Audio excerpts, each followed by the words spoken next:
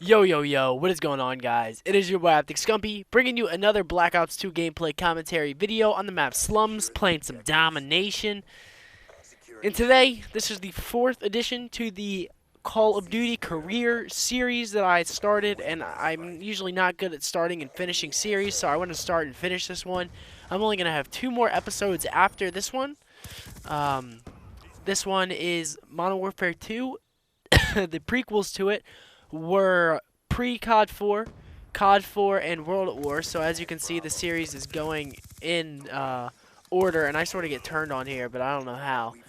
But it's going in order of the Call of Duties, and basically telling you what happened for me and how I sparked my career throughout those Call of Duties. So if you're interested in hearing any of the other stories, make sure you go back and watch the other parts. Like I said, part 1 is pre-Call of Duty 4, part 2 is Call of Duty 4, part 3 is World at War, and Call of Duty 4 is probably the most interesting one if you're actually interested in the Call of Duty, my pro career, or trying to build up to it at least, because World at War was sort of a break off, and then pre-COD 4 was obviously Halo 2 and my memories from back then, way in the day. But yeah, this is an 88 and 8 gameplay that I got on Slums playing Domination using the MP7, and this was before the skill-based matchmaking lobbies were implemented, so these kids are a little bit newbie, and gameplays are a lot harder to get now, I'm not going to lie.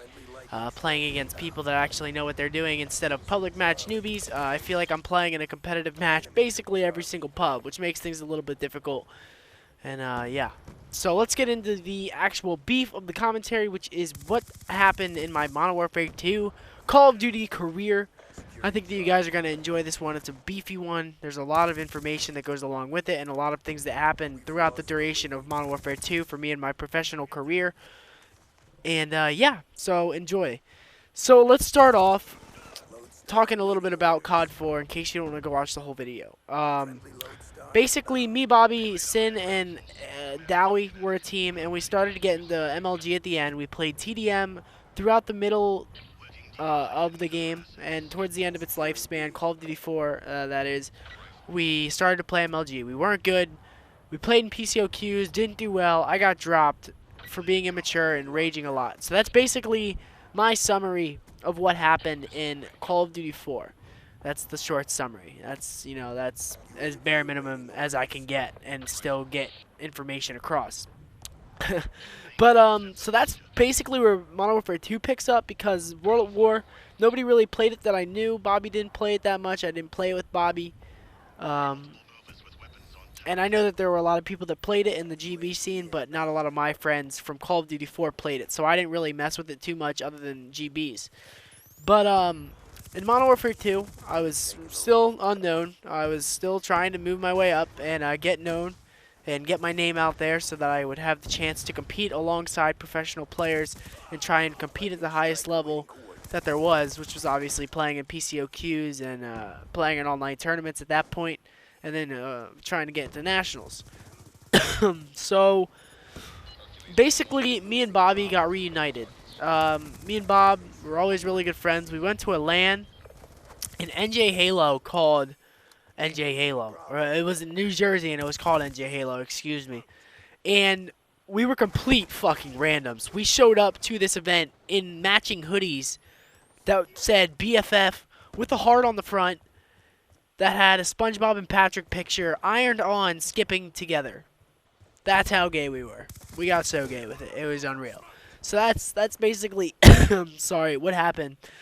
So that's pretty funny. That's a little tidbit. Like we were the nerdiest of the nerdy, and we showed up to this place. Nobody knew who we were. People were there, such as Fatal Eyes, Regrets, White Man, Sunny, just a whole bunch of people, Plasma, a whole bunch of pros now that people know and respect. And they were at a LAN event, and I had no fucking idea who they were. Zero idea. I didn't know who they were at all. I knew who they were. Like, I knew their gamer tags. I didn't know their personalities. I didn't know them in person whatsoever. And that was like, when I found out, I was like, what the fuck? Like, we're playing against Fatal Eyes and freaking Plasma and Regrets and all these big name players back in the day. And still some today. But yeah, so we went to this LAN, and we didn't have enough money to enter into the 4v4 because we could only enter into the 2v2 because that's the only money that we brought. So basically, we asked Fatalize if they would give us money to play, and we picked up 2 random people at the event.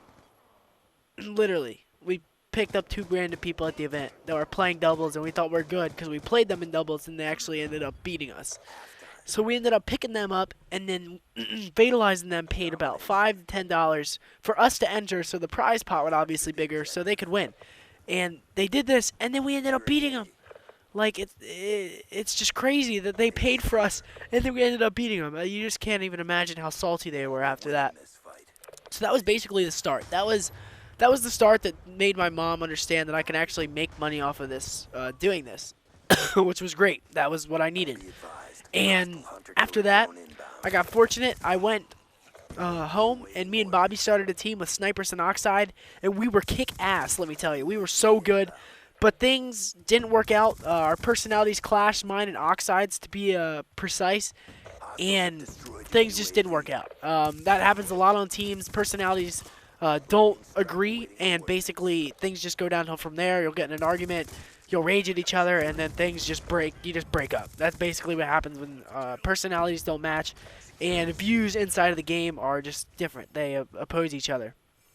So basically, we were a good team. We were 17-6 on the PCOQ ladder, and we had beaten Parasite's team on the ladder. And I'm sorry if I'm talking a little fast. There's a lot to get through. But we beat them on the ladder, and we were 17-6. Like, we were solid as hell. Like, we were so good. And we ended up breaking up, obviously, because me and Oxide couldn't get along. And that was another big step into getting known, because after that, I got picked up by a player named Hallucination. And Hallucination was basically the person that fathered me and fostered me into a good player. He basically took me under his wing and taught me how to play the game as a Slayer, and that is the role that I still play today. Primarily a Slayer. I mean, I still do both when I need to, but I am a Slayer. So basically, he took me under his wing and taught me how to play.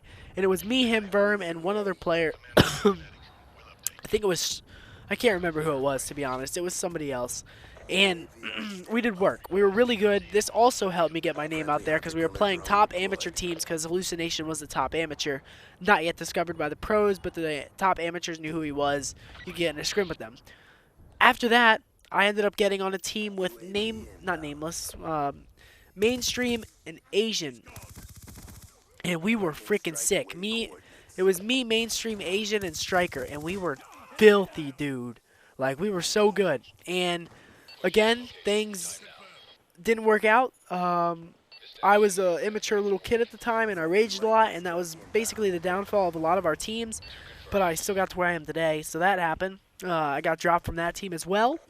And then fortunately, I got lucky enough to be picked up by the team Fear after that, because Mainstream and Asian actually made it to Fear, and I apologized to them, and I told them that I changed my ways, because I was a sick fucking player. It was just my attitude that was all messed up.